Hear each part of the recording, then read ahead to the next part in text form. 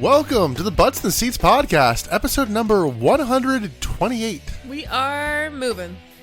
I'm Nick alongside Emily. Hello. Emily, how you doing over there today? I'm thriving. It's been a week from hell, but you know what makes this week better? Watching a fucking weird episode of WCW. Yeah, we are coming fresh off Emily finishing the episode. Yeah, literally, I finished the episode about 30 minutes ago. I just told her, save that rage.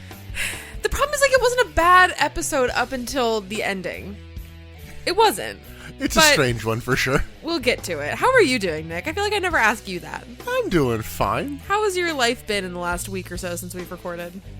I'm employed. That's something. Yeah. That's a pro. Luckily, we are both still employed. That's a pro that a lot of people cannot say. So I'll take it. Yeah, if we start really being like, please buy our Patreon, it means one of us got laid off. Yeah.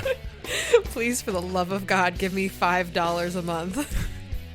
That said, right before we sat down to record this, we discovered something that we will be reviewing for Patreon soon. Can I say it? Yes. So we discovered that the entirety of All Aboard the Lex Express is available on YouTube. Yes. For free!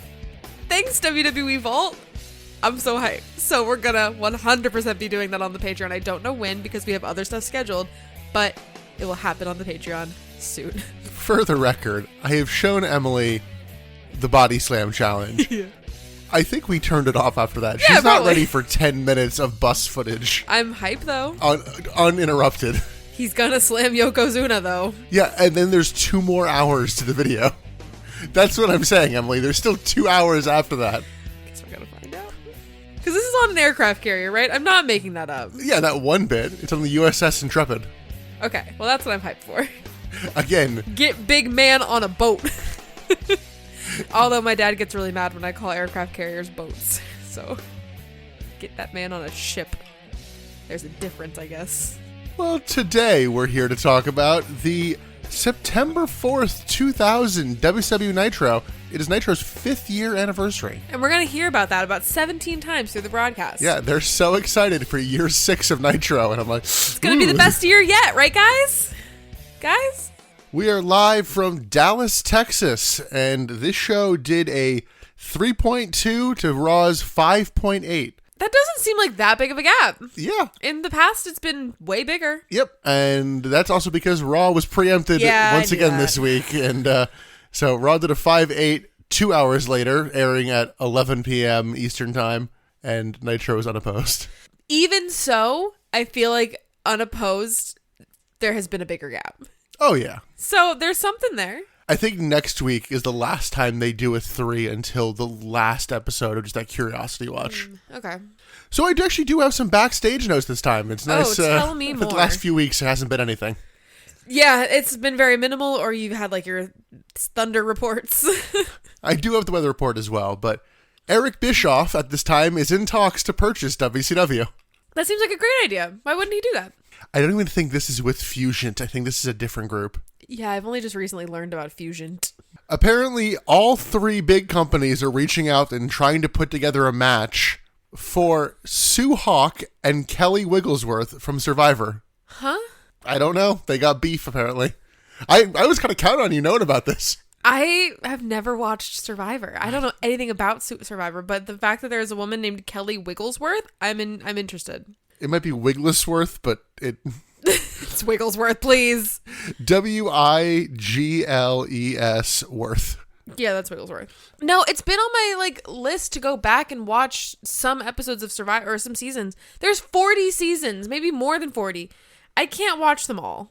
Yeah. As someone who has watched 26 seasons of Big Brother, I can't watch 40 seasons of Survivor. Come on. Yeah, and how many times have you rewatched all the seasons? Hey, shut up. Yeah, this match doesn't end up happening. To my knowledge, the only Survivor player who goes on to wrestle is Jenna Maraska, and less said about that, the better. Maybe this summer I'll plow through some Survivor while Big Brother is happening. I have an update on the being late fines in WCW. Kevin Nash has been fined twice. Okay. Ray Hoovy and Conan have all been fined twice. They probably ride together, so that makes sense. And Kidman has been fined once. Nash has now been granted a 1-hour grace period upon being fined. Why? And then showed up late to the next Thunder. So he was fined. Yeah. Jesus. Scott Hall is actually almost cleared now. So this whole time, like, bring him back, he's not been cleared. Oh. Because he had, like, surgery. Oh. I don't think, did we know he was having surgery? We talked about it, like, briefly when he left, because he left because he got hurt, so they couldn't actually fire him. Okay. So now that he is cleared, now they can fire him. Yeah. Okay. From last week, Turner higher-ups nixed an angle where Goldberg would be dragged by a truck in the desert. That was going to be the original ending to that. Apparently, it is way too similar to a, like, national news hate crime that just happened at the time. Oh, God. Yeah. And Russo's like, what the fuck, bro? Why are you censoring me? You know, I'm just going to let it go. You know? Goldberg and Evan Courageous got into a fight backstage. Who won? The story, as I know it, and there's a lot of YouTube videos talking about it, is... You know, in wrestling, the whole, all right, you got to shake everyone's fucking hand every goddamn second thing. Yeah, the respect or whatever. So, Evan Courageous is going around, and Goldberg had his hand, like, down his pants, like, grabbing his dick.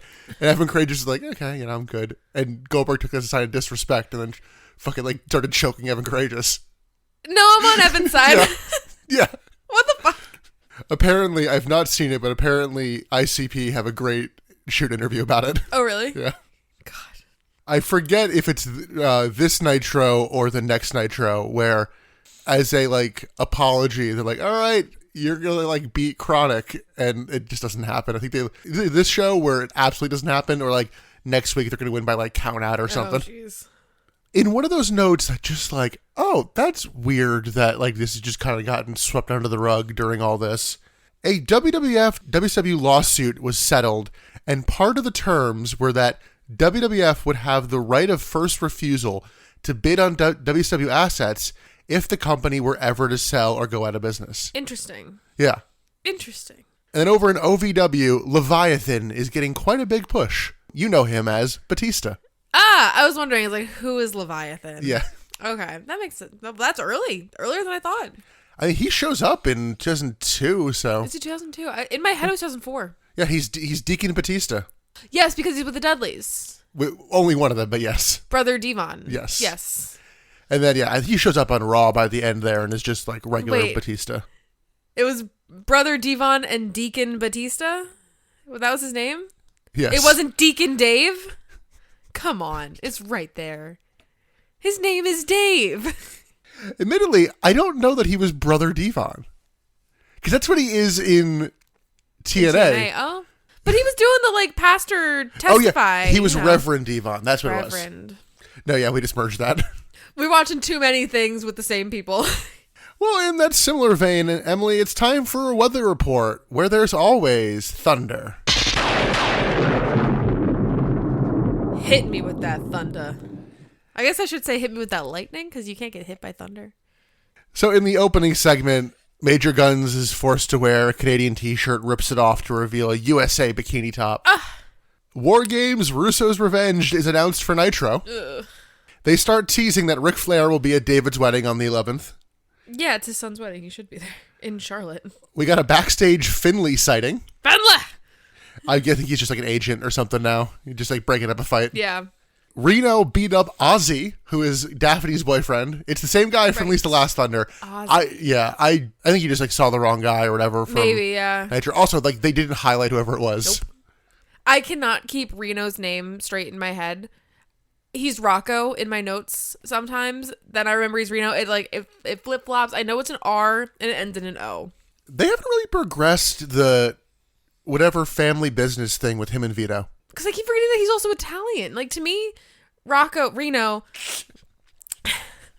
Reno looks very, like, Native American. And maybe it's just because I'm thinking of Reno, Nevada, which is a very, like, Native American state. Not Italian. Definitely doesn't give me Italian vibes. We got a sit-down interview with Mr. Wonderful, Paul Orndorff. Yes. Because he's running the power plant. He's like, I'm very proud to be doing that. And he's like surprised to hear the Natural Born Thrillers have been talking shit. And I'm like, do you not watch the product? No, 100% he does not watch the product. And he gets like pissed off at them being ungrateful. And Tony Schiavone's like, bro, everyone knows they hate you. Like, it's kind of like, you didn't know? Ooh, I'm so sorry to be the one to tell you this. And then in the arena during the pre-tape interview, the Natural Born Thrillers come out with anti-Orndorff signs. And one of them is, aren't you dead yet? Oh, Jesus. Yeah. A little more on that in a second. But first, Leia Meow disciplines the young dragons by threatening to make them lick her boots. But if they win, she'll lick theirs. What? How is this discipline? She's wearing like a dominatrix getup too. Oh, okay. This is a kink thing. Got it. Sean Stasiak does an arm wrestling open challenge. Paul Orndorff accepts, almost beats Stasiak, and instead of like beating him, he just punches Stasiak and then just cleans house on the Natural Born Thrillers. Great. And then our weird main event was the Cat calling out Kevin Nash, ends up getting beat down by Nash, Jarrett, and Steiner. Miss Jones pushes Jarrett, so he hits her with a guitar, and it's a pre-tape show, but they like deliberately use an angle where you don't actually see her get hit. Oh. Because we see the angle on Nitro. Yeah. And I'm like, was this a censorship thing? Because one's on TNT, one's on TBS. I don't know. Maybe they just couldn't. But that's a weird censorship thing. Or like they couldn't show violence against a woman? Yeah, maybe. I don't know. Huh. But additionally, commentary's reaction is, oh, he just hit Mrs. Jones. They are not outraged about Jarrett killing Miss. Weird. Yeah. There's like no reaction or fervor or anything that I'm like, really, guys? Just okay. We're just going through the motions now, aren't we? Yeah. I don't know, man. Doesn't make any sense to me. I'm literally like sitting here trying to figure out like why that would be censored as opposed to, I don't know. I think I'm thinking about it too much. I didn't mention it. There was actually a decent match of Filthy Animals versus Natural Born Thrillers. Like, that's a good duo for like them to kind of learn. Just as long as Conan's not on commentary fucking burying everybody. Was he? I forget. Oh, God. It happens when I take just brief notes for that show and not the super in-depth ones we do for this show. Fair. But Emily, with that, would you like to get into this main show? I suppose we should, because this is a mess of an episode. Yeah, as given away the title of this episode, this is the infamous Russo's Revenge War Games 2000 episode. War games, but not war games, but kind of war games. It's the triple cage thing. Yes, which is not War Games. It's not War Games.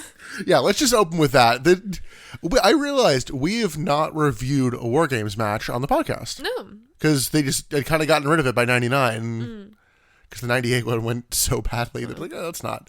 But yeah, so this is the first time ever that War Games will be on free TV. And I guess technically the only time. And then it's also the only time it's been for a title. Because that's not how War Games works. We'll get into that more once it's re-announced on this show. This whole match makes I had to rewatch the segment where they announced it a couple of times because it doesn't really make a lot of sense to me. But on the main show, we start with a video package for Russo's Revenge. It's Team Fake NWO, Scott Steiner, Jeff Jarrett, Kevin Nash, and Vince Russo. Sure. Against The Cat, Sting, Booker T, and Goldberg. And it's for the title. I'm like, oh, okay. We see the triple cage being built starting at 4 a.m. I was like, oh my God. Do you actually believe that as somebody who has like worked in these kinds of arenas? Yeah. Jesus. I mean, depending on what was there the night before or whatever, I mean, that cage probably takes a lot of extra time to build, and the call time for those, it's not late. No, true. Because you got to do the whole lighting rig, you got to do the stage, you got to do the ring. I mean, it's usually different groups that got to do it, but still, it just takes a little while to make sure everything's right. I don't know that it was worth all that extra time for this match. We then get the fake NWO arriving, and then we get the Nitro intro, and like they've actually updated it. I was going to say, is this a new intro? It felt long. It was very long. No opening pyro, though. No. We got to cut the budget somewhere.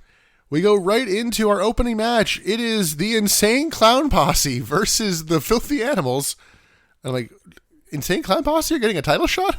Wait, Nick, ask me who are the two people from the Insane Clown Posse? Who are the two people from the Insane Clown Posse? Shaggy 2 Dope and Violent J. Actually, Violent K. Fuck you. I remembered. I wrote them down, but I remember. On commentary, we have Tony Schiavone, Mark Madden, and a bald Jeremy Borash. Yeah, we do get some context on why Jeremy Borash is bald. But honestly, I didn't recognize him. I didn't recognize him in the segment where it showed who he was. Like, he is nothing to me. I'm sorry.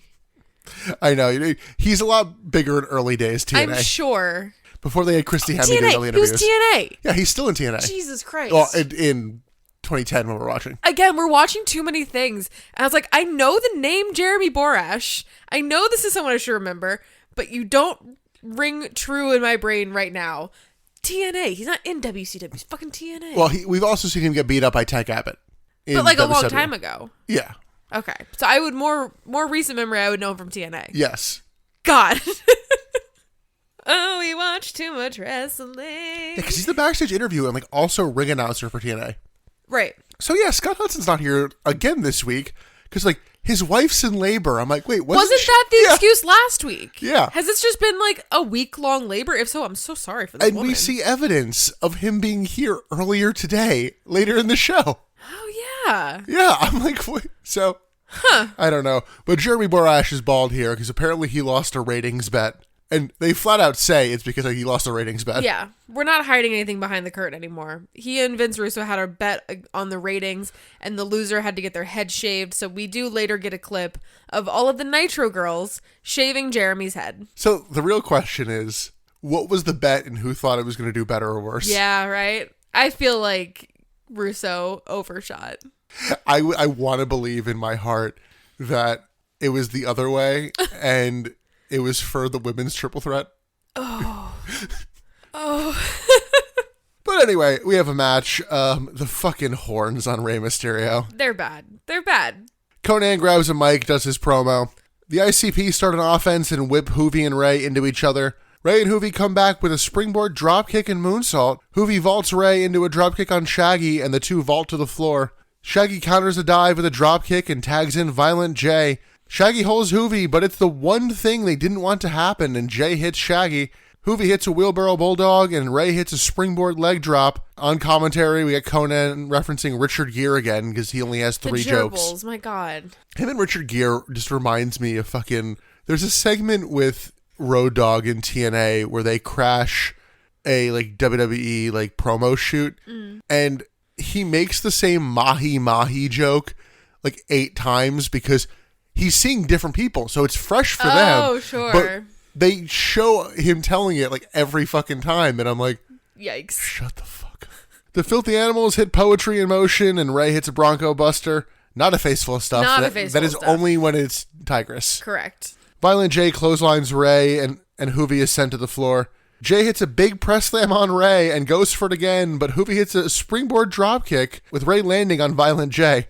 Conan was funny on commentary here, though, because he's like, Rey's like 100 pounds. Of course he can press slam him. Yeah. He's not a dense man. Rey and Hoovy hit a sandwiching dropkick and do their version of a what's up for the win. What is up? Yeah, their version has a leg drop to the groin as opposed to the... as opposed to the headbutt. Headbutt, yeah. Yeah, okay. Anyway, yeah, so Rey and Hoovy win, and before they could even fully announce the winner, we're cutting away. This was a good match, though. I actually really enjoyed this. I think that Rey and Hoovy are a good tag team together, and they were like showcasing some jumpy lucha stuff. ICP, not so much with the skill, but it was entertaining as hell. I don't know. I wrote, ICP are limited, so they kind of just let Rey and Hoovy do cool moves around them. I mean, yeah, it's true. But Hoovy and Rey looked really good doing it. Yeah, I mean, credit to ICP for not trying to fucking big dog it when it's like, oh no, we're big deals. Because I know they have a little bit of an attitude problem, but like, yeah, just you're facing Rey Mysterio and Juventud Guerrera. Just go out there and put on something decent. But exactly, they will make it look good. Yeah, I liked this. I thought it was fun. It made me forget the logic of why the fuck are they getting a tag title shot. Hey, don't question good things, you know. I think there's also the element of if the tag champs are going to win, why not put the titles in the line? Right. Yeah. Let's go. I guess backstage. I don't really know to where. We go to a gym. Yeah, they make it seem like it's backstage. Pamela Paulshock is with Team Canada, now with Major Guns. So Elix Skipper and Lance Storm are in this like built-up gym sort of thing in the back, and Major Guns is on the treadmill behind them while Lance Storm and Elix Skipper are talking to Pamela Pumpkins. Storm says Guns has to prove her worth and has her running on a treadmill to become a world-class athlete like all Canadians are. The thing that bothered me with this is as they were talking, Major Guns was running and whatever, and then they turned to her and they're like, faster, go faster. It's a treadmill. You have to turn the speed up. No one pushed a button. Yeah, Elix Skipper is just staring at her chest this whole time. And later. It's more obvious in the next segment, not so much here. Because he's like blocked by Lance Storm this entire time. Pamela Pumpkins with the, I don't know about all this, but I'll keep you guys posted. She seems very concerned. The poor girl's on a treadmill. I don't know. She's a prisoner of war per the match last week. That's true. Could this be categorized as torture? I don't know. Are we breaking the Geneva Convention? We then get Booker T, the Cat, and Miss Jones in a neck brace getting into a limo, aka getting ready for their War Games match. Sure. The cage starts to lower, much to Tony's confusion, and we go to commercial. Too. Yeah. I mean, why is the cage lowering unless we're doing this match right now? Which I guess could, but second match in, that feels weird. No, instead, back in commercial, Vince Russo and the Natural Born Thrillers come out to the ring surrounded by the triple cage. Did you see the sign in the audience in reference to the Natural Born Killers? Thrillers, but go on. Sorry, Thrillers. It said Natural Born Spares. I was like, damn, that is ruthless. Kill the spare. But the fact, Natural Born Spares, it's like not even your parents wanted you. You're just here just in case. So I'm trying to remember all the times we've seen the triple cage. We saw it in Ready to Rumble. Mm-hmm. We saw it at Slamboree. Do they do another one of those matches? Is the one at Slamboree the one with everybody's trying not to fall through it? No, that's uncensored. That's a different triple decker cage. Different triple decker cage. Slamboree is the one with David Arquette. Okay, I feel like I'm merging. I guess so is the Ready to Rumble one. But I think I'm just merging. One's a movie. One is. Well, I know the movie. Yeah. One was actually a match. Yeah, the one I was thinking of had Arn and Ric Flair. And, yes, that Hulk is uncensored 96. Yeah. That is the Doomsday cage. Please, sorry. Emily. Different triple cage. Yeah, I guess it's not been seen since Slamboree. In my brain, it showed up somewhere, but it may not have been a match. It may have just been an end of the episode segment kind of thing. But maybe. Who knows? Vince Russo has on a custom New Jersey Devils jersey with his name on the back, and he leaves the Natural Born Thrillers right outside the cage. The door gets stuck as he's trying to get in the cage though, so he very much has to make an effort to leave the Natural Born Thrillers out. Kind of remember that they're there. Yeah. Russo shits on the Dallas Cowboys because they lost big the day before. Mark Madden makes a Michael Irvin cocaine joke because, he's a classy guy. Sure. I don't think I realized that was a cocaine joke. Yeah. Russo says he's here to talk about War Games 2000. Essentially, the goal of this 4-on-4 match is for one man to grab the title from the top and carry it out the door. Yes. We will go back and forth throughout the night, whether or not commentary is there's teams. There's no teams. Right. And the teams also that come up in this promo kind of, are they a team or are they not a team? I'm confused. I was ready for you to be confused and or annoyed at Vince Russo deeming his team the Baby Faces. No, I did not get... He was using a lot of insider terms. So he has a team of the Baby Faces and a team of the heels. And he says that. So he's just being Russo, where it's insider lingo. And it's backwards, so it's Yeah. No, it did not confuse me what he was going for. I got that. Russo says that there is an injunction on the cat's powers, so he can't do anything tonight. Yeah, he's I called my lawyers, and the cat has no power. Okay. So all the quote-unquote heels must now wrestle qualifying matches for the main event. But the thing is, which is confusing to me, he names who are in the heel team. He names them. Yeah. He's but they're not in the match yet. So there's this 4-on-4, but this 4 might not be this 4 because now they have to go wrestle another match. So it might be this 4, but it might not be this 4. Yeah. Then why did you fucking name them? Yes. He is also giving 4 people he does not want to become champion a title match. Right. And putting them all together. But making up this bullshit of but you have to qualify. What is the point of naming the heel team if they're not confirmed to be in the match? What is the plan here, Russo? What are we doing, gang? What's going on? That's the part that made me have to rewatch the segment because I'm wait, I thought these were set teams, but they have to qualify? Russo also notes that if Goldberg makes it to the main event, which he won't, oh my God, I will waive the no physicality clause in the contract. One night only. Mark Madden completely misses this, and it will come up later. He makes a big deal out of it, and then... Mark Madden's not here mentally. He's not paying attention to anything. Russo then says he guarantees he'll be walking out champion tonight because he's got the jack. What? Huh? The what? The jack? What is the jack? Regardless.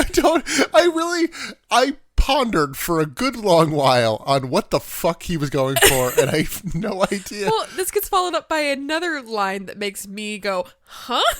Because, of course, Kevin Nash hears that Russo's walking out as champion. He's like, hold the fucking phone. No, you're not taking my title. Dun, dun, dun, dun, dun. He comes down. Yes, he comes out with no belt because it's already above the ring. Right. Nash confronts Russo and doesn't want his title on the line tonight. I'm not a fighting champion. I will defend it on the 29th day at 11:59 p.m. Yeah, if I want to. But then he says to Russo, you know, in this company, you're the boss, but in the ring, I'm your daddy. Yeah. Huh? Pardon? Is Big Daddy cool? The way he puts some stake on daddy, like, this is a king. This is a bet that you put backstage. This was a dare. Like, It's a ratings bet. What the fuck? I'm your daddy? And then to add to it, Nash just chokes Russo, and like, for some reason, Sting's music hits? Yeah. Why did Sting interrupt this? I don't know. Sting climbs out of a hole in the corner of the ring. Just emerges out of the ring. This is fucking chaos already. I don't know what's happening. The Natural-born Thrillers give no They don't give a fuck fucks about this. They're like, oh, there he is. Russo tells Nash to kick Sting's ass and pushes him, so Nash flips him off, goes, fuck you, and just offers Russo to Sting. Sting instead grabs a mic, says he's going to qualify and become champion and then does a weird stuttering bit for the night and says it's showtime. Yeah, Sting is doing a Bubba Ray Dudley bit. I don't understand where this is coming from. Russo cowers in the corner. Sting then goes after Russo, who climbs the cage. The Natural-born Thrillers and Scott Steiner and Jeff Jarrett finally come out to help. The Thrillers take down the ladder that Russo climbed once Steiner, Jarrett, Russo, and Sting are on the second level. Booker and Kat come out, and they brawl with the Natural-born Thrillers. Russo climbs up and down the cage as Sting just kind of chases. Russo climbs down the side of the cage via the truss to the floor, and then Goldberg's music hits, and Russo just sprints away, despite the fact that Goldberg can't touch him at this point. Right. And we cut away as Sting is just stuck on the top level, it feels like. Sting is just, like, hanging out up there. Goldberg just came out just to show face, and he's turning around and leaving. What? I was ready for so much stalling, because I'm like, one, you have to patch the fucking hole in the corner of the ring that Sting did. He emerged out of. And two, you have to get everyone down before you can raise the cage. Oh, my God. Oh, I did... I wrote here, I have a hunch they're going for the swerve, we're all still actually together. Oh, did you actually write that down? Yep. Spoilers. Everyone did bring a good energy to the segment. Like, oh, 100%. Look, it may have been confusing at points, but it wasn't dull. No, it was not dull, and that is a very good key point to make. And I think that's the big thing on this show, is that a lot of bits are confusing and dumb, but none of it's dull. None of it is boring. I am sports entertained throughout most of it. And that's the goal, I guess. Taking notes for it makes it a nightmare, but I guess if you're entertained. I did appreciate Nash being like, yo, what the fuck? Like, what do you mean you're going for my title? It's my title. I thought we were buds. It does make no sense for the title to be on the line. I guess technically if Russo wants it, then there is, but... And, you know, it honestly got me a little bit, because I know you've said that Russo wins the title again at some point. So I'm like, fuck, is this how this happens? I don't know. So it made sense for this to be a thing. For what it's worth, you said wins it again. He has not won the title yet. Oh, you're right. Fuck. Eric Bischoff won the hardcore title. That's the only authority figure winning it. And then gave it to Vito? But Russo does win it eventually. Yeah, totally. Don't do that to me. We'll only have like a fucking month left to him. Oh, fuck. Oh, my God. So it has to happen soon, right? Yeah, less than a month. The October 2nd, 2000 Nitro. Is his last one? Yep. Wow. Episode 133. Wow. We should take a shot for that one, too. You're just trying to do shots for all the episodes. I'm getting to a point where I'm starting to feel like we need it. I need it, at least. We'll see what happens after that. Listen, I know we said we're cutting back drinking, but, like, every time I watch one of these episodes, I'm like, damn, I need a drink. I'm being good. I'm drinking a Celsius while we're recording this. Back from commercial, we recap the last segment to buy some time. In Russo's office, Jarrett, and Steiner argue about Nash. We then get Tony Schiavone formally introducing Jeremy Borash as we see him getting his head shaved by the Nitro girls in a recap. And this is like a WCW.com live thing? Yeah, he's running... live streaming? So he's running like the internet show. I don't know if it's live commentary or what. It's always been a weird thing. It's 2000. I don't think live streaming's a thing. I don't know if you remember, early on, we often got the WCW.com interviews where we'd see like 10 seconds of it and have someone be cut off like mid-sentence. Yes. Like our last appearance of Chris Jericho was him with them. Yeah. So I don't know what's up with all that, but like they're doing something. I guess that's where the Nitro girls have gone to die. No, they've gone to commercial breaks. Ah, okay.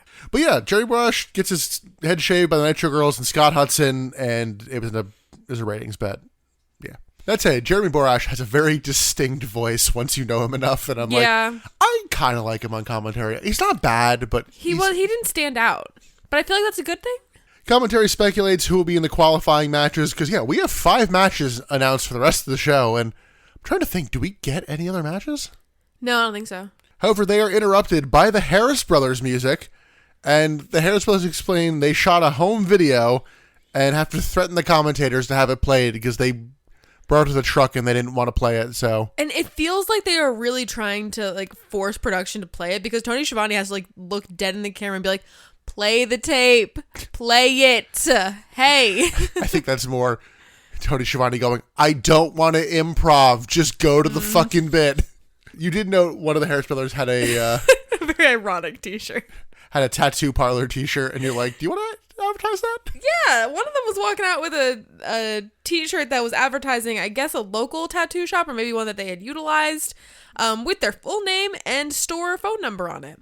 So my first thought was, yikes, is that the kind of clientele that tattoo shop wants? Or is that the kind of clientele this tattoo shop wants? And we should be calling this phone number many, many times. I mean, look, it was probably a nice surprise plug for him. I assume they did not see that coming. Oh, wow. That said, we have no idea if the shop did those tattoos. We have absolutely no idea of knowing that. And also, no way. Also why we didn't bother noting the name. Or the phone number, but it's out there. So, the video they played is a trap, they said, for... like, okay. Was it a trap? I don't know, because... It was an ambush. Yeah. They're like, oh, Chronic said they're at the gym, but they're actually at this bar. Like, that's fine. Okay. What does it fucking matter? Mind your own fucking business, Nazis. So they sneak attack Chronic at this random bar. Would you say they Pearl Harbored them? From the front? World War II. God. So... no one in the bar reacts at all. Clearly everyone was prepped like, hey, we're going to do a thing, and no one bothered to fucking act. It's just, people drunk at noon on a Monday who don't give a fuck. Yeah, they're just playing pool. It's no friendly tap. Like, I think they break one stool, and I'm like, you brought that. They did not have clearance to snatch anything up. God, no. This is like a weird kind of bar, too. It looked like it was in like a strip mall almost. Or not a strip mall, I got one of those, like, random on the side of the highway vibes. Yeah, yeah. I don't know. But this was stupid. This made no sense. Why did we do this? I mean, it's meant to further the feud between Chronic and Harris Brothers, but, like, I feel like this just could have been it for the night. Yeah. This could have been it. Yeah, but no, they really feel the need to keep going. But you were right, though. Obviously, all of this was happening so that they could patch the hole in the ring, because we haven't really gone to the ring. Yeah. Which... I'm trying to figure out, did they patch the ring twice? Because I didn't really make note of the ring in our next bit, but later on I'm like, oh, it looks a little more obvious that they like taped it or something. I don't know. Maybe.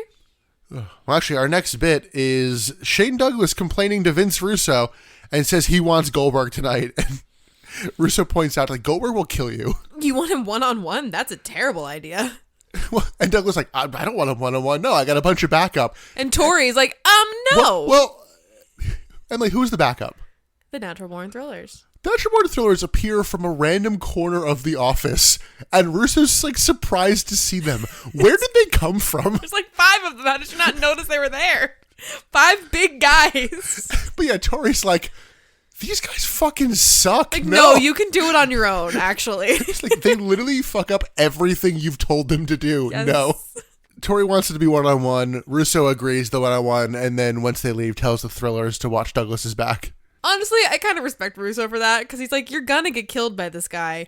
You shouldn't do this one-on-one. No, I'm gonna make him do it one-on-one. Okay, sure, have a one-on-one. Make sure he doesn't die. Like, Emily, you say that, like, Russo cares what fucking Shane Douglas thinks. I know that. Okay, I'm just thinking, like, fuck, I'm trying to give him any kind of redeeming quality, okay? I'm trying here. Yeah, the only problem with that is you've advertised a match that just goes, all right, wait for the interference because the match won't end until then. Yeah, I know. You know, I'm trying to humanize Vince Russo. Let's go to our first qualifying match, which I was a little unclear about exactly what that meant. Because it is Sting versus, when they come out, a vague concept of Vampiro and or the Great Muta. When they came out, I thought this was Sting versus Vampiro with Muta on the side. So did I. That is not what happened. Because I'm like, all right, so if Vampiro and Muta win, are they in the match? Together? Like, commentary doesn't even bother to explore that option. Because additionally, Sting falls to the numbers game for a second, but then sends Vampiro to the floor, hits a running bulldog, Vampiro hits a diving axe handle, holds Sting for the mist. It's the one thing they didn't want to happen. Muta vis Vampiro. Sting drop kicks Muta and hits a Stinger Splash and Scorpion Death Drop for the win. What the fuck? Yeah. Like, 80 seconds maybe? But again, not bad in ring work. Sting moves on, and then Vampiro and Muta argue and shove each other, but ICP comes out to break it up. I'm like, okay. No, again, the wrestling in this show isn't terrible. I've seen significantly worse. You are jobbing out the Great Muta. Yeah, well... like, Vampiro is Vampiro at this point. Yeah. He has taken the role of the Demon Dale Torborg. Yeah, maybe he'll leave too. No Dale, no Tank. You're right. Thank God. There are tiny blessings in this world. I'm just doing better about looking into when people are done. Yes. The other problem is I'll tell you that this is the last match of somebody, and then they'll randomly appear in multiple main events and segments, and you'll go, I thought we were done. And I'm like, well, we are done. But we're not, because they keep appearing. Spoilers. Backstage in that gym, Pamela is still with Team Canada. Storm is pushing guns to her limit, and she's doing like a weights machine. Yeah, Ayla Skipper still just kind of ogles her, and then I forget what the line was, but apparently he's also dumb because he misuses a word. Oh, I can't remember what it is either. Yeah, but now matter. We're setting up that he's dumb too. It's like, okay, good. But Lance Storm reiterates that she needs to do all this in order to be Canadian. She might lose her chance. Right. But to which she goes, I don't want to be Canadian. It was big, but I don't want to be a pirate vibes. I don't want to wear the puffy shirt.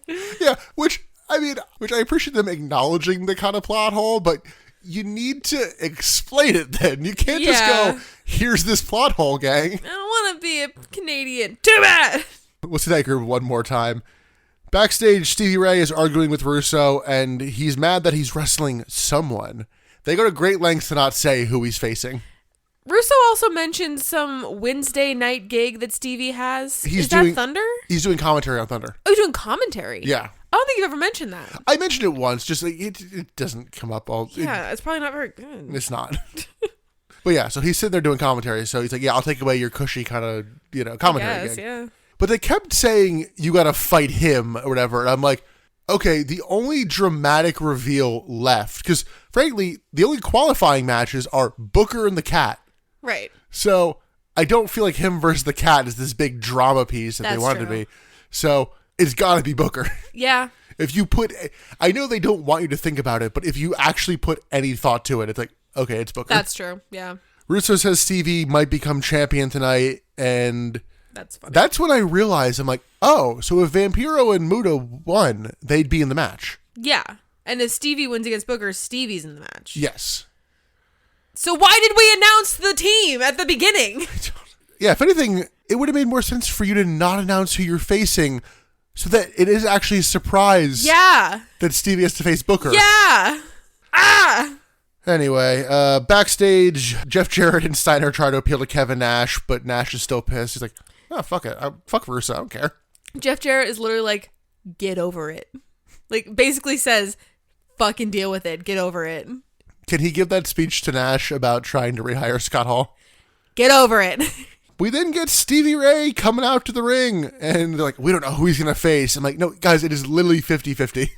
He has a microphone. He says he had a gut feeling when he came to Dallas that Russo would try to mess with him. And yeah, he's here to face my brother. Like big dun-dun-dun. Dun, dun, dun, Oh yeah, it did not help him coming out to the Harlem Heat music. No, right? Because his just starts with that, and Booker starts with the "don't hate the player, hate the game." I hate it. And then goes into that. I hate that. So Stevie says he will do it not for Russo, but for the people here tonight, because they're relatively local. I mean, Dallas, Houston, it's... Yeah, that's true. Texas is massive, so I really don't know the geography very well. But it's Texas, yeah. This ain't Texas. There ain't no Hold'em. You just watched WrestleMania 17, where JBL has a whole big Texas promo. We're in Texas, with the Texas, and the Texas chains in Texas. Texas! Yeah, that's the whole promo. So Booker comes out with the mic as well and says they'll do the match and tells Russo not to hate the player, hate the game. Sure. His promo was not necessary here. No. Stevie attacks Booker from behind, though. I'm like, oh, what the fuck? Why? He works him over with strikes. Stevie hits a scoop slam and Booker powers out of a hold, hits a running forearm. Booker hits a scissor kick and a spinneroonie, but Stevie catches a Harlem sidekick, which is kind of a nice spot, and hits like a pseudo side slam. Have you ever noticed how many of Stevie and Booker's names for moves are custom? They have so many custom move names. They've got the bookend, the slapjack, the spinneroonie, the Harlem sidekick. Like, everything they do has a custom name. Yeah, but do you have another one? I did have another one, but I can't remember it. I literally had another one. Well, the funny thing is, and I think we may have acknowledged this before, but in WWE, Booker has the scissor kick. In WCW, they call it the axe kick. The axe kick, yeah. And I'm like, no, I know it is the one. Yeah, it's a scissor kick. It's kind of that Big Show giant problem. Right. But no, it feels like these two have more custom move names than anybody else in WCW right now. Even if it is just the four that I named. Well, Stevie tries for a slapjack, but Booker counters out. Stevie counters a bookend, but then runs into another attempt, and Booker hits it for the win. Post-match, Booker's mad at Stevie going like, what the fuck, my guy? Yeah, valid. Stevie says he did it to remind Booker to keep his guard up, and I'm like... Suckers gots to know. Yes, in the words of JB, suckers would like to know. Booker and Stevie hugged to end the segment, and weird. I kind of like this. Yeah? It makes sense to fuck with Booker. I thought the match was rushed through, but I guess, yeah. I thought it was kind of boring, honestly. Of the matches we've seen so far, it's, again, still good wrestling. I'm trying to hone in on that for this show. The in-ring wrestling so far has not been bad. When the matches go 3 minutes, it's hard to be bad. But we've seen it done. Some women's triple threats still do that, but... it can happen. I wasn't as bothered with the explanation of, no, we're brothers, but you need to fucking keep your guard up. That being the explanation. Fair. I was more okay with that. Okay. I think that should have played more into the psychology to go into this than to be the post explanation. Yeah. And I mean, there probably is also the element of Stevie thinking all right, well, if you're going to get got this easily, you don't deserve to be in the main event. True. Kind of thing. So, frankly, that would have been kind of interesting to... Yeah, that would have been have Stevie actually turn heel, but I don't know. Problem is Stevie Ray just generally isn't a good wrestler. Yeah. It's still Stevie Ray, no matter how you spin it. I think we may or may not have talked about this back when it happened, but I was listening to something recently talking about the match of Booker T versus Big T. And... the Battle of the T's. And why the match was so bad. And apparently Big T forgot everything they talked about to do in the match.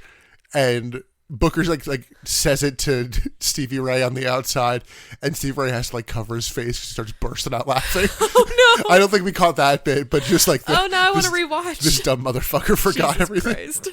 Let's move on. We get backstage. Chronic are looking for the Harris brothers.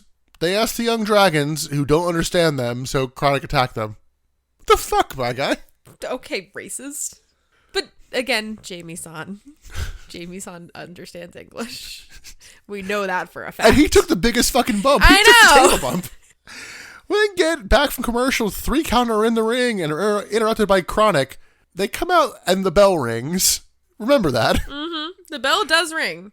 Chronic hit a triple high time, which I feel better about not knowing whether or not there's an S at the end of that, because Tony and Mark Madden say it differently between high times and high time. I didn't notice it in this segment, but I noticed it later. They press slam Evan Courageous. Adams hits a full Nelson slam on Helms. They hit a meltdown to Shannon Moore. And all 3 of 3 count are thrown to the floor. Brian Adams then grabs a mic and calls out the Harris brothers. So I guess we're done? So I guess Jeff Jarrett comes out instead. Sure. So fuck the match? I see, that's the one plus side of when I've already watched it and know the confusing bullshit, just watching your reaction for when I know it's about to come. Like, what? For a minute, I was like, do they not have a theme? Are they just Jarrett's cronies again? But was this wasn't a qualifying match. Well, I know, because nobody in this match prior to this was in War Games. Right, so this was the one that was like not a qualifier going into it, because you said like, oh, do we have any matches? Well... But going into it, this was not a qualifier. Yeah, bear with me here. I'm going to scream. Jarrett grabs a mic, tells Chronic they can't have the Harris brothers. I was like, well, since you were something handicap match, let's just like add on to that and add the cat to the mix. Okay. So what Jarrett said coming out is, yes, that. Jarrett calls for a qualifying match. But because the match they were just doing was already a handicap match, let's keep it a handicap match. But now give Chronic the advantage? So, yeah, it's... Chronic is now facing the cat. Now it's a qualifier. I am incredibly unclear whether or not 3 Count are on the cat's team or not. Oh, see, that would have made it make more sense. That's what I thought it was. But 3 Count don't reappear during the rest of this. They're just dead on the ground. And to add to it, Jarrett then goes to commentary as the cat comes out. The cat gets in the ring and goes, I have no beef with you guys. Let's just go beat the shit out of Jeff Jarrett. And I'm like, cool. Okay. And Chronic agrees. Like, Clark is out of the ring, ready to throw hands. And the cat then rolls up Bryan Adams for a 2. And I'm like, oh, well. So fuck that, I guess. Chronic then work over the cat as we've lost Jeff Jarrett on commentary. He's like, Mike goes out first, and then we see him get up to go after Miss Jones. Jesus. Yeah, he just like chases her out of the arena. Oh, right. We get a flat out barefoot and pregnant. Oh, yeah. He's like not apologizing for hitting Miss Jones with the guitar because she shouldn't be in wrestling. She should be at home barefoot and pregnant in the kitchen. He, like, that is verbatim. Yeah, Kat holds Jeff Jarrett so Miss Jones can slap her. Chronic bring Kat back in the ring as Jeff Jarrett just chases Jones to the back. Chronic works over the cat in the ring, hits high times, pins the cat, so Chronic wins, and backstage, Russo is happy about this. Scott Steiner has to be like, you fucking idiot, I'm gonna shove my gas. Yep.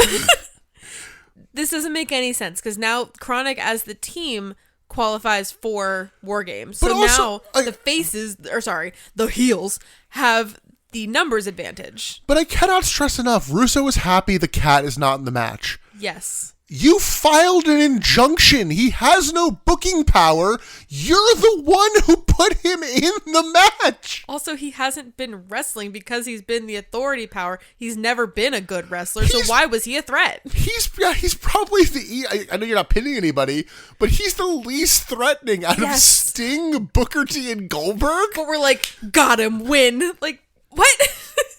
I'm kind of on Scott Steiner's side of like, what the fuck? Yeah.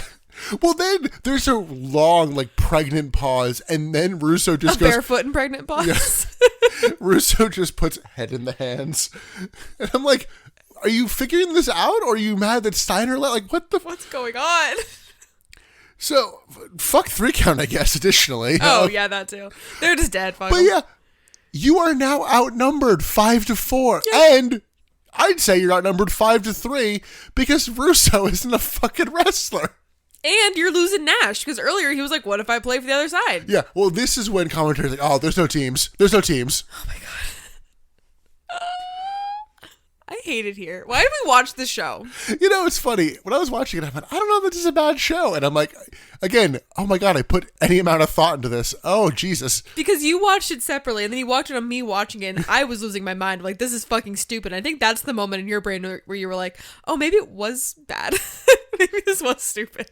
Let's go to a match that should be a squash. Should be. It is Shane Douglas with Tori versus Goldberg. Tori grabs a mic and says, the fans make her sick and shut up. She's like trying her hardest to do a Stephanie McMahon impression. Yeah, it did seem like she was putting on a little bit. Yeah. Because I feel like previous weeks we've had commentary be like, oh, her voice is so like shrill and terrible. And I'm like, it just sounds like Tori Wilson. Like here it sounded like this is whiny. Yeah. She wants to get out of this stupid hellhole. And Douglas has Goldberg start at something he can't finish and is interrupted by Goldberg. And Shane Douglas cowers for a bit, but the problem is we get the Lord of the Rings extended edition to Goldberg entrance. With production commentary. Yes, because, Peter Jackson's in on this one. We hear the cameraman and Boom Mike, the whole crew talking about, like, slow it up, watch your cable, Stay wide, stay wide, stay wide, slow up, stay wide, slow up. And I'm like, do we need live audio from that? We shouldn't. Minus the fucking him headbutting the door and the knock, like, it's fine. He does, like, weird grunts and breathes, which I guess is intimidating, so then I guess we would need audio. But in general, no. Just put a fucking mic on the camera, guys. We don't need it that bad. Yeah, that. Why do we have a boom op? Because the boom was in the shot many a time. Yeah. Never work in this town again. But, like, Douglas cowers for a little bit, then we actually see him, like, he's not coming out here, because it's been, like, 2 minutes. Yeah. Match starts. Goldberg overpowers Douglas, locks in a leg bar, but Douglas gets the ropes. Goldberg follows Douglas to the outside and throws Douglas around. Shane ducks a clothesline, sending Goldberg's arm into the ring post, and then works it over on the outside. Douglas locks in a wrist lock, and Goldberg powers out with the bad arm. Commentary's like, holy shit. It's a good look. Looks like, cool. Yeah, making him look like a badass. Yes. Goldberg hits a clothesline, goes for a spear, but he's attacked by the Natural Born Thrillers. Because of course. DQ? 6 people have run in. We're very lax with the rules, Nick. Emily, they have not mentioned that in 3 months. I know. But, like, it's Mickey J. It's not even like you need a heel ref. I hate to say true. it. You need a heel ref. Yeah. Get Charles Robinson back on it. Slick Johnson's around. Like, you've literally had hold on, and Nick Patrick, I think half the referees, like, the one ref they fucking had, it was Mickey J, has never been a heel. Oh. Like, Ginger Ref's least incompetent, so we can write that off. Mickey we need to figure out what Ginger Ref's name is. No, fuck him. So, 6 men come in to attack Goldberg. This is fine. No worries. No problem. Goldberg takes out 2 on a double shoulder block. Reno is just fucking pacing behind Goldberg, waiting for his spot, because Chuck Palumbo is taking too fucking long, like taunting, and it's like, oh, okay. So Reno is taken out with a spinning neck breaker, and they're like, that's his move, the roll of the dice. I'm like, nope, completely different moves, guys. Well, way to pay attention, though. Well, Palumbo is taken out with a pump handle slam. Goldberg then, and what I thought was a cool, potentially dangerous spot, though, Goldberg has above average Mike Sanders up on a press slam and sees Shane Douglas coming in with like a chain around his fist. So in like a split second, he drops Sanders and ducks to hit Douglas with the spear. So that they hit almost like simultaneously. I'm like, damn, that's pretty fucking cool. That is cool. Goldberg follows up with a jackhammer and pins Shane Douglas. Tony Schiavone notes that Goldberg can now get his hands on Russo. Mark Madden freaks out, saying Tony never told him that. Tony, clearly annoyed, is like, I said it when he came out and in segment 2. Receipts. Backstage, Russo is upset and it's like, yep, again, you put him in the match and waved the thing. Guess what? The world title shot was incentive enough. Mm-hmm. I think this is the perfect time to talk about it. I don't think Vince Russo knows what the phrase "the master plan" means. Oh, yeah? He would do this in WWE with Vince McMahon all the time, where it's like, the master plan. I'm like, your master plan involved Steve Austin winning the world title? Because that's the only way this plan works. Because again, Russo's the writer behind It's Me, Austin. Yeah. He's had some bangers. Yeah. So part of the master plan is Austin has to win the title so he can lose it. And it's the same thing here. Like, you know what? The master plan of Russo. I'm like, why does your master plan always requires the good guys to actually like kind of get what they want? Because good triumphs over evil. Master plan sounds evil. I don't know. Yeah. I don't think he knows what a master plan is. I keep trying to give Vince Russo the benefit of all of the doubts, and I keep being proved wrong, so I think I just need to shut up. Do I need to redo that segment of all the women characters? No. I think I do. No. You're saying benefit of the doubt. I need to. In his writing in this era, yeah, I'm trying. But again, you keep pointing out that I'm wrong, so. The problem is, he can write a good Act 1. Yes. It's everything after that. Yeah, he can't write an ending. Or a middle. Or a middle. He's really good at the intro, the summaries. So commentary recaps the last match. Backstage, Russo finds Nash. Nash says he has 2 things he plans to do. Walk out with his strap and make sure Russo doesn't walk out. With his strap. He says the word strap twice. Oh, okay. Well, the threat was, I want to win and make sure that you, like, basically die. Because he doesn't say with the strap at the same time. It was make sure you don't walk out, like, at all. Oh, okay. I guess I misunderstood. We then cut to Pamela Paulshock with Team Canada. Well, we cut to them visually. We don't cut into the audio for a few seconds into this segment. Because we're outdoors now. We're no longer inside in the gym. Where the fuck are we? This looks like... Okay, so they're at a pool. Yes, it looks like a fucking resort swimming pool. Yeah, this is not a exercise pool. This is not a lap swimming pool. Yes, because it has a 4-foot... Yeah. Like, deep bottom. So, Major Guns is in this pool on her own, swimming, if you can say it that. She's staying above water. She's in a bikini. She's, like, kind of doggy paddling. I guess you can call it swimming. Storm says this is her last test to become Canadian, and she throws a strop. Like, I don't want to be Canadian. We do see MIA in, like, the corner of the shot doing their best Saturday morning cartoon impression. So fucking Looney Tunes. Like, they can't keep getting away with this. They're 30 feet away with binoculars. Pamela suddenly decides that, this like, is too much. I'm getting security. You're torturing her. Like, where are you to even get security? This looks... I need to set the scene better because this looks delightful. Yeah. The pool looks lovely. She looks like she's having a great time, honestly. Like, I would love this. So, Pamela goes to leave. And you know how we noted last week how, like, the perfect frame of Lance Storm to kidnap a woman? This is the inverse of that. Because Pamela goes to leave, and Lance Storm somehow, like, he almost doesn't even touch Pamela. Lance Storm is the most respectful heel when it comes to the women. He does not lay hands on these women. We have referenced the Lance Storm chair shot of, like, how weak. That's how much force he grabs Pamela with and just, like, taps her into the pool. Like, I don't even want to say he yeets her in, because really she jumps and he kind of, like, spots her. So now Pamela's in the pool as well. It's all chaos. Elix Skipper turns around, gets fucking speared into the pool. See, that was a real hit. Well, I got worried because, like, this is a small ass pool. So he gets tackled into the pool. Lance Storm then gets thrown into the pool, taking a fucking spinning back bump. It looked so good, though. The Misfits in action and Team Canada brawl in the pool, and we cut away. And this looks delightful. This was so dumb, but I fucking loved this. I love a pool spot. Something about the, like, the half commitment to the bit made it work. It's so good. Because, yeah, like Pamela, and then the massive bump for Elix Skipper right after. So and Storm with, like, the full proper technique. Like, take beautiful. Lands completely flat back. Oh my God. That had to have hurt. This is great. 10 out of 10. No notes. Where the fuck were they? Like, I cannot stress that enough. They're probably at the hotel that the people were staying at. This was probably shot on the hotel grounds, because that's what this pool looked like. 10 out of 10, no notes. This is incredible. You just love a pool. You just love a water bit. I do love a water bit. Give me a beach, give me a pool, give me a 7-layer taco dip. We're just going to find World Aquatic Wrestling. Yes. Oh my God. I would be wrestling in World Aquatic Wrestling. Are you kidding? Wow. Can we found it?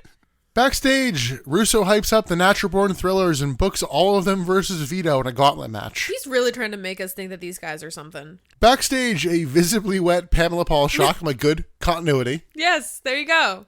At least her hair was. I did not notice, like, her top or whatever else was. Well, if you ask the person she's talking to. Yeah, she's here with Arn Anderson, and she asked about the wedding next week, and, like, is Rick going to be there? And then Arn responds, Pim, you look absolutely soaking wet, and that is outstanding. It's a great look for you. But then, yes. Yeah, he'll be there. I don't get why someone who's 21 making 6 figures driving this wants to get married, but, like, if you're happy, I'm happy for you. I'm like, have you seen Stacy Keeper? Yeah, life's not going to get better for him. Lock that down. Lock that shit down. Anyway, Arn Anderson says, yep, next week I'll pick up Rick and we'll be there. Yeah. It's in Charlotte. Why not? Yeah. This night didn't get a pop. Which is weird, yeah. Yeah. This is the first time we've seen Arn in a while, too, isn't it? Yeah, probably. Yeah. We've had no reason to see him. Exactly, yeah. He's just there's been no reason. So I'm like, all right, I'm trying to think when last time we would have. Yeah. And it's definitely been a while. All right, let's move into our second to last match. It is Vito versus the Natural Born Thrillers in a quote-unquote gauntlet match. Vito grabs a mic and says this place is full of good-looking Italians. You're in Texas. Dallas Cowboy fans are everywhere. But they're not in... But Italians don't go to Texas. He says he took care of Russo last week and he gave him a concussion, which might be legit. Yeah. Russo does get a good amount of concussions during this time. Like, he speed runs the Bret Hart retirement, basically. Oh, shit. He says he doesn't know when Russo became such an asshole, but he has the biggest grapefruits in WCW and calls for the Natural Born Thrillers to come out. I have learned I have an ick in wrestling. Oh, okay. I viscerally hate when someone comes out doing the fake whining, fake crying. Oh, really? I don't blame you. The live show we were at recently on Valentine's Day with The Miz making fun of LA Knight. Did he come out crying? The week before, LA Knight, during his entrance, like, made a little statement about, like, kind of like men's, like, mental health and, like, right, yeah, it being okay to cry. And then Miz did a fucking... The problem is it always goes on for way too long. Right. And it's like, cool, let me do this fake whining, crying for, like, 8 goddamn minutes as opposed to just, like, a line. And I'm like... Okay. So Mike Sanders comes out, fake crying. Sanders says Russo made Vito, and Sanders heels on the crowd, and Vito says that the Natural Born Thrillers are always pumping each other in the shower. Ew. Sorry? Come again? No, wait, don't. Fuck. So then Sanders presents the gauntlet like it's some sort of like new idea, and it didn't just get booked. The way he pitches it is like, how about we come down there? Like, you already are. I didn't catch that either. I don't like Mike Sanders, and I'm realizing that he's one of those people that's turning into like a tune him out when he starts talking. He's nothing. He's such a nothing burger. A little bit. He's, what is his whole fucking thing? Above average. He's not above average. He is entirely average. 100% average Michael Sanders. Sanders does know that like the gauntlet match, we don't do a gauntlet match one at a time, and they just come in the ring all at once. Vito fights everyone off with a stickball bat until a double big boot. Reno and Palumbo attempt a 3D, and let's not do that again, because you did not land that clean. God, no.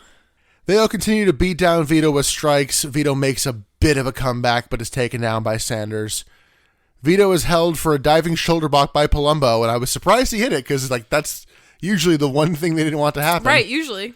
But you're in a diving move, it's like, where do you want to go? But no, it worked. 6 of them on one guy. Reno hits a knee drop, Jindrak hits a lion salt, and then we get a Shanton bomb. Mike Sanders pins Vito for the win.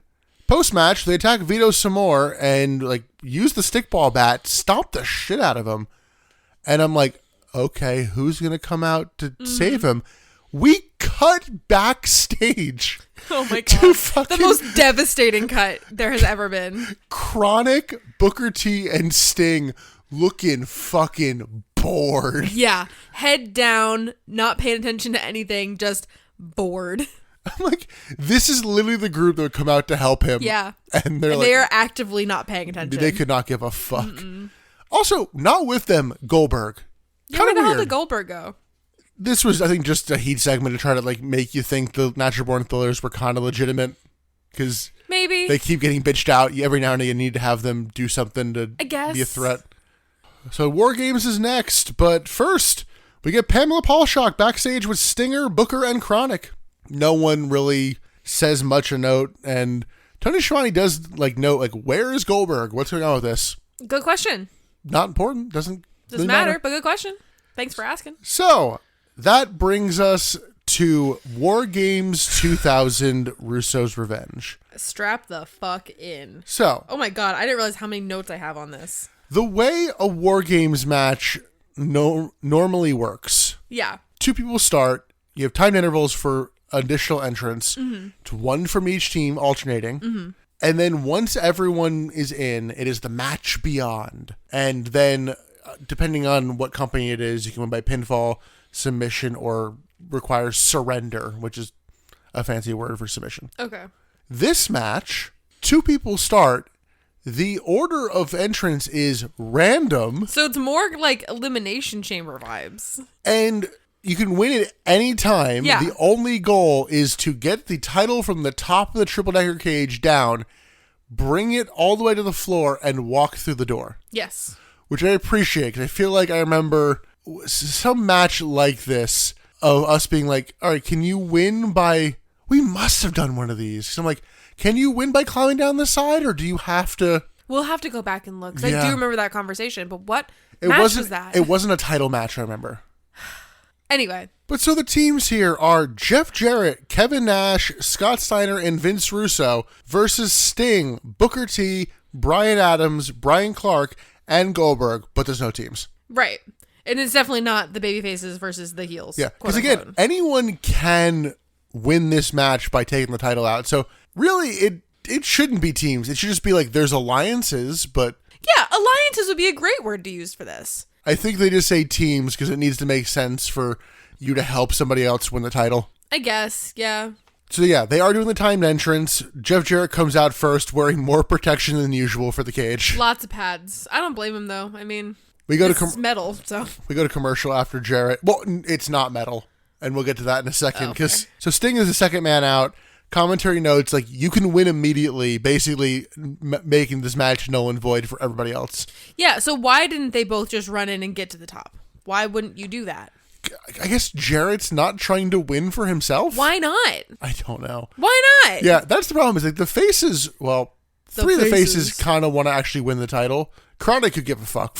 Are you going by like real face and heel? Yeah. Okay, not the teams. Okay, so the faces to you are Booker, Chronic, Goldberg. Yeah, the actual faces. Sting, okay. Yeah, it's like three of them actually want the title. I think Chronic couldn't care less. But with the heels, I'm like, yeah, does any, like, where did Jeff and Steiner, like, fall in this? Yeah, because Russo definitely wants it. Nash wants to keep it. Like, I would assume Jeff Jarrett wants to win it again, and I would assume that Scott Steiner would like to win it. Sting throws Jarrett into the very flimsy cage that, like, actually bumps into the camera at one point. This is not a secure spot. And they show a close-up to the cage. And I'm like, it's the, like, you know, it's the chain link. It's the rubber enforced kind, and they just spray painted the it's usually green. They painted it black. Oh, God. Okay. Yeah, it is a completely soft rubber cage. Yeah. So not devastating. No. Jeez. No one's going to get cut by accident here. Then why is Jeff Jarrett all padded up? To emphasize? I don't know. He is a showman. Sting brings a ladder into the ring and throws Jarrett into it twice. And then we get entrant number 3 in this match. It's Scott Steiner in a, like, face guard. Yeah, I forgot that he broke his orbital bone because he was in segments earlier and didn't have, like, a face mask on. But he's very, like, dashing Cody Rhodes here with the face mask. He's more...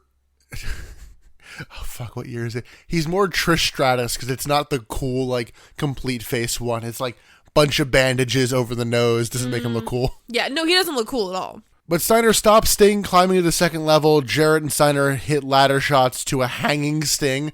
Like, he's just grabbing to, like, the top of the cage. And they keep hitting with the ladder. I'm like, drop, dude. I refer to this as Sting is getting hit pinata style. Pretty where they much. kind of, like, are just swinging the ladder at him to knock him down. Like, just drop, my God. Like, yeah, just drop. Yeah, you were going to climb off that way. What's the goal here? Yeah. Steiner hits a press slam to Sting and then sets up the ladder. Steiner hits his flexing elbow and the two work over Sting instead of trying to climb up. Entrant number 4 is somehow both of Chronic. Yeah, they enter together. Sure, fuck it, whatever. I don't fucking care. Scott Steiner climbs to level 2. He grabs bolt cutters to unlock the door and, like, somehow still struggles. So... is that a thing? Are the doors locked? Sometimes. I mean, oh again, God. This is how War Games is a single level cage where if you leave, you're disqualified. Yeah. This is not War Games. This is not War Games. He also then, like, throws the bolt cutters up to the next level. I don't think that comes into play at any point. No, it doesn't. Chronic take out Jeff Jarrett, meets Steiner on the second level, and this is where we see how much the cage up there sags in the middle because they don't have any, like, center support beam. They have, it's about the size of the ring. It's like a 20 by 20 square of just chain link fence. Yeah. Yeah. There is no support. It's very much like that, the uncensored cage. The uncensored cage. I kept wanting to say SummerSlam. The uncensored cage where the everyone's Doomsday like cage. Holding on to the sides where there's might be a little bit of support. They at least had, like, vertical supports there to grab onto. Yeah. They did have a beam in the center. So bring Arn Anderson being in full sweats for that. Like, yeah. Not even, like, I'm not taking it. Because that was probably actually chain link. Probably. Chronic gets Steiner up for a double press slam like in that level and then just drop them onto their knees because I'm like, I think that might have broken if you had attempted to. It was kind of a high time, but like not really. Not really. It was a buzz time. It was a tipsy time. Then we get entrant number 5. It's Vince Russo coming out with the Harris brothers. They are not in the match. They just can interfere freely. Yeah, I was going to say, like, they're not in the match. So I was like, okay, they're staying outside the cage. But no, they immediately scale the cage and they're up on the second level. It's just part of the match now. Beating people up. Russo just kind of stands in the ring and the Harris boys climb up the cage, brawl with Chronic as, like, there is a mounted camera in the little, like, second level cage. It has some sort of auto aperture feature on it. Mm-hmm. It gets so dark that at certain points, I literally cannot see what's happening. Yeah. And then it'll cut to somebody else's camera and it'll look absolutely fine. And I'm it's like, just that camera. Like, oh, it's not a glare or anything. No, it is literally just something auto on that camera getting dark. While they're brawling in the dark that I can't see, Sting hits a scorpion deathlock on Jeff Jarrett. No one cares. No. Chronic and the Harris brothers just trade weapon shots. And then we see Sting hitting Russo with a Stinger Splash and locks him in a scorpion deathlock. Mm-hmm. So, like, Sting is getting the revenge that Goldberg wants here. Yes. I don't know if you saw it, but in the Scorpion Deathlock, something falls out of Vince Russo's pocket. Oh, no, I didn't. Was it a blade? It's handcuffs. Oh. Yeah. Well. They accidentally telegraphed that spot. Well, there's lots of handcuffs. Similar to Kevin Owens' Elimination Chamber. It just pops right out of the pocket. Just losing his blade. God, fuck. I'm like, yeah, I don't think we were supposed to see those yet. Entrant number 6, they break the alternating heel-face thing. It's Kevin Nash. Nash gets in the ring, helps Steiner up, but is hit with a Stinger Splash. Nash chokeslams Sting and goes to chokeslam Russo, but Scott Steiner and Jeff Jarrett talk him out of it. Chronic and the Harris boys are just kind of brawling in the crowd. We didn't see them climb down or fucking anything. They're just somewhere in the arena at this point. What? And they clearly had no plan here because, like, fuck, we need to kill time until Booker comes out. So Kevin Nash then threatens to chokeslam like basically every one of his teammates one by one. Yeah. Until Booker T's music hits. Trying to just telegraph, like, I'm not with you guys. Like, I'm on my own here. Fuck you guys. Yes, but notably, he's not actually doing anything. Right. Booker is entrant number 7. He hits a scissor kick to Jeff Jarrett, then another one to Steiner. Russo hits Booker, so Booker hits a scissor kick to him, and then a spin-a-rooney. Nash big boots Booker, and Jeff Jarrett gets a ladder in the ring as Nash and Russo focus on Sting. As we're getting the final countdown timer for the final entrant, Nash, like, casually tries to, like, powerbomb Vince Russo, but it happens so quick that, like, no one even notices it. Yeah, no one mentions it. No one, like, there's no focus put on that spot. So our final entrant, it's Bill Goldberg. Goldberg cleans house until a single baseball shot from Vince Russo puts him out of commission for, like, 8 minutes. Meanwhile, nobody's really making progress up the cage. There's nothing really going on the second or third level at this point. Yes. Well, Jarrett, Steiner, and Russo handcuff Goldberg to the ropes as Nash is just camping by the door because you have to get out to win. So he's like, all right, go get the belt and I'll just beat you up right here. Steiner, Booker, Jarrett, and Sting then all finally start climbing up. And then in the second level, they just have some nothing weapon brawling. Booker eventually actually manages to get to the top. Yeah. And after a long while, like, actually grabs the title down. Tony Schiavone is like, the crowd's going to be excited here because they think he won, but no, you have to bring it all the way down. Like, don't telegraph that the audience has no idea what's going on. Yeah. You're burying yourself. Not a good sign for the match. And the crowd does pop because, like, that's how this match has worked the other time you did it. Yes. It only exists the other way because you want to do a swerve. Exactly. Although I will say it is smart of Kevin Nash to be sitting at the door camping. Like, yeah, you're not a working champion. Don't work. Well, that and Kevin Nash doesn't want to climb all the way to the top. Yeah, why would he? I'm saying if that was the goal to win the match. He doesn't want to do it. So Booker then starts trying to fight his way down. Mark Madden makes a rare good point of, like, if you put the title on, you'll actually have a better luck. I had the same thought, Mark. Yeah. He didn't put the title around his waist, so he's trying to climb down basically one-handed, which fails, so he drops. So, oh my God. So he's climbing down from the third to the second level. He drops the belt next to Jeff Jarrett. Why would Jeff not immediately hop down, grab the belt, hit Booker with it? Why wouldn't he do that? Instead, he just stays on the fencing trying to climb up. Where are you going, man? Jump down. The belt, your goal is there, right? It's next to your foot. Jump down, grab it. But he doesn't. Booker hits Jarrett and Steiner with the belt. Mark Madden's like, oh, what a good guy he is using a weapon. Well. So, yeah, while that's happening, though, we just see Sting standing there. Like, what is he doing?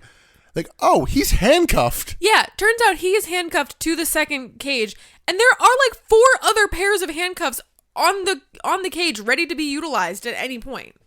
I don't know how we missed that on the way up. Jarrett kills Booker with a fucking guitar shot. Oh my god. And then they handcuff Booker to the cage. So literally every one of the face team is either no longer in this match or handcuffed. Yes. Goldberg is still mostly down. Yeah, he's still like on the ground in the first level. So Jarrett is still in the second level with the 2 others handcuffed. So he can take the title and move down with it. Steiner grabs the belt, throws it down to the bottom area, and Russo grabs it. Yeah, Russo taunts Goldberg. And then we get Ernest the Cat Miller running out, and he fucking kicks Russo's head off, and you can see him make contact. He's not in the match. Yeah, he just comes out. Yeah. But yeah, he does not hold back. I think there's a little bit of pent up rage there. Yeah, we couldn't tell if there was broken plastic from the kick or just stuff from like the guitar and I think weapons. It was the guitar. Yeah. But Russo's down. Kevin Nash jackknifes the cat. It was kind of scary because you can't get the cat all the way up because the second level of the cage is too low. So the cat takes this jackknife really sloppily, like in a way that I'm like, you could have really hurt yourself here. Goldberg stands up and just pulls his arm and just breaks the chain of the handcuffs. Fucking cool. Yeah, that was sick. That's the fucking problem is every now and again they get it. Yes. So you want to make Goldberg look like an absolute unstoppable badass? There you go. Yeah. Whoa. Busts out of the handcuffs, basically kills everybody, blocks a bat shot from Russo, punches Russo in the face, grabs the title, taunts with it for a little too long. And then finally makes his way to the door. Goes to the door, and we see someone pushing a cameraman out of the way, and then slamming the door in Goldberg's face. And Emily, who is it? Fucking Bret Hart. Yeah, because we saw him last Nitro. I mean, yeah, no, it entirely makes sense. They didn't fucking mention that like at all. No, they did not mention that at all. So Bret slams the cage door in Goldberg's face, knocking him out again. Well, actually, technically, no. He just stumbles. We kind of see Scott Steiner comes up behind, hits Goldberg with a pipe. Oh, okay. I did not see that. Yeah, I thought the cage hit him and he knocked out. Well, that's the way it should be. It takes more than that. So Goldberg is out. They bring Goldberg in the ring, put him in the Steiner recliner. Russo then grabs the title. Nash stops him. And when everything is about to come to a head, they hug. Swerve, the people you thought were together were actually together this whole time. It's literally the same fucking Swerve as last week. It's the same thing. It was Jarrett last week and Nash this week. So hey, next week get ready because Steiner's gonna fucking maybe I'm not with the group. Yep. Swerve, bro. So they all count down from 3, step out together. Kevin Nash, still your WCW champion. Jesus Christ, this was overbooked before the overbooked ending. I'm mad at myself. I know. Sincerely mad at myself because this is episode 128. Yes. I should have seen this coming. You should know better. I 100% should have known better. But no, I let myself get excited. I actually thought that Kevin Nash was growing some balls and was like, actually, no, fuck you. My title.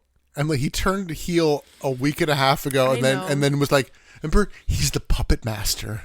Why am I surprised and then let myself get mad every single time? What is wrong with me as a person? Now I just feel dumb. I leave this show feeling like I'm a fucking idiot.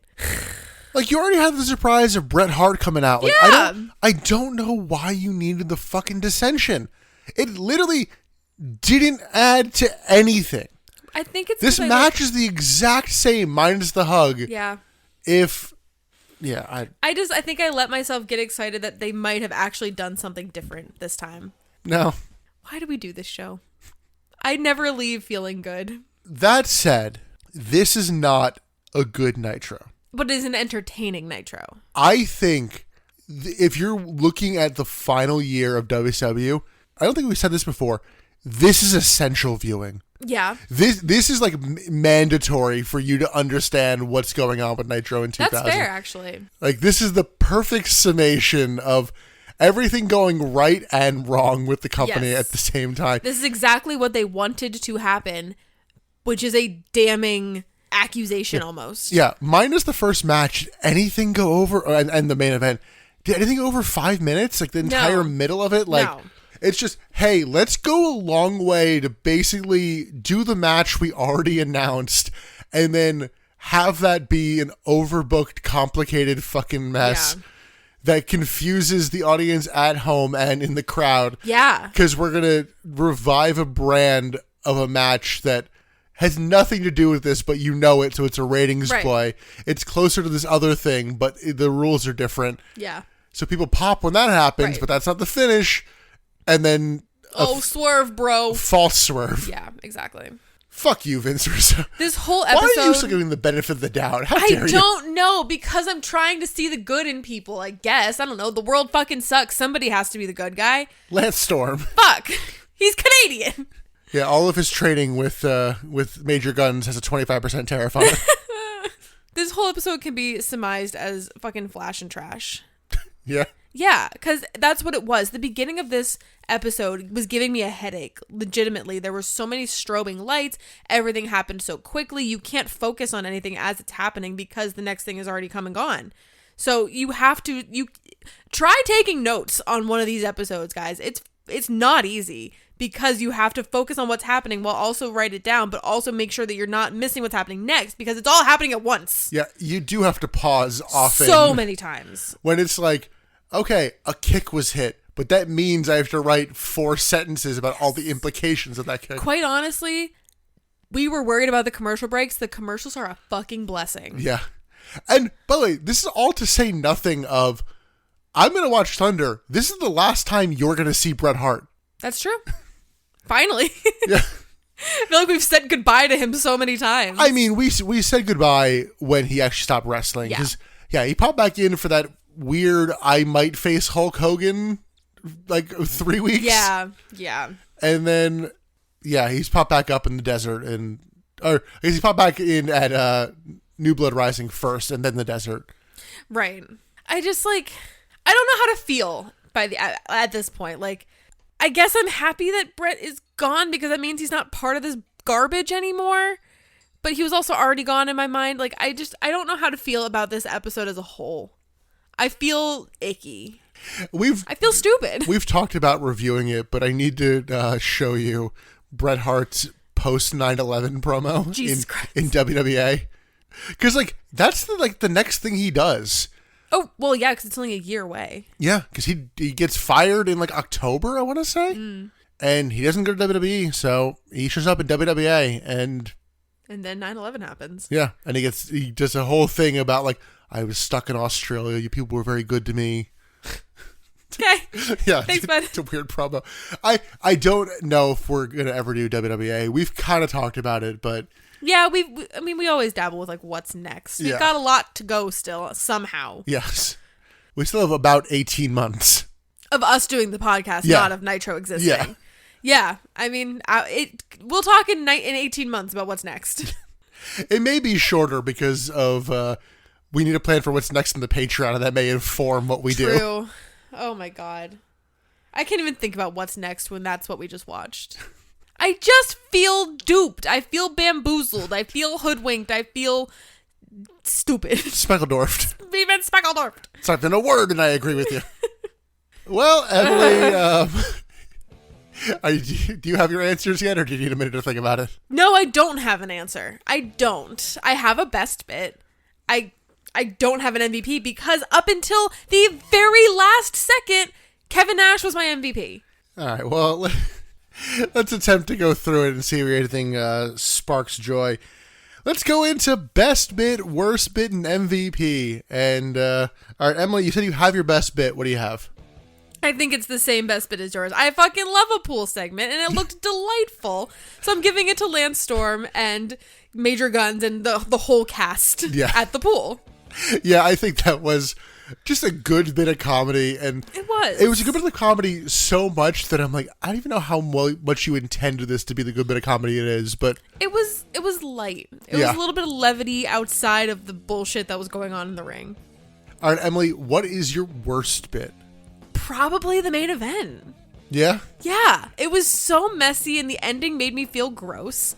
Yeah, I think it's the main event. While the main event was stupid, a lot of it was kind of clear. I'm going with the match that we don't even know what actual match it was. I'm just going to mark it as Chronic's match. Oh, sure. Because who did they face, Emily? Who did Chronic face in their match? I guess by the end of it was the cat. Yeah, I shouldn't be able to watch a match and be unclear about who was on one side of the match. Who participated. Yeah. So yeah, Chronic's match. Would that be against 3 count? Because by the way, if it was against 3 count, fuck you for just burying 3 count. Oh, 100%. And in general, fuck you for that. But yes. Yeah, and then the weird, let's go beat up Jeff Jarrett. No, I'm going to roll you up, and then you lose, and oh, they won, but that's actually worse for you. Nothing made sense. Which brings us to MVP. I'm going to give MVP to someone who looked good in their first match, had a really fucking cool moment in the second match. I think Goldberg is back to feeling like Goldberg. I agree. That's who I picked. I literally looked back in my note for the handcuff. I didn't even write down handcuffs. I just wrote, oh shit. And that's cool. Yeah. That was a cool moment. And in his match earlier, he killed fucking 6 guys. And like, it felt right. It's not him beating Bray Wyatt where it's like, fuck this. Like, no. He beat up Shane Douglas and the Natural Born Thrillers. Like, it's a bunch of people in over their head where it makes sense. And then, did the whole fucking Bane Venom, Venom up and kill everybody in the main event and then got screwed by Bret Hart. Classic. So, yeah, I think Goldberg, it's still salvageable. I cannot believe they don't put the fucking title on him at any point. Like it's such a lost opportunity. Yeah.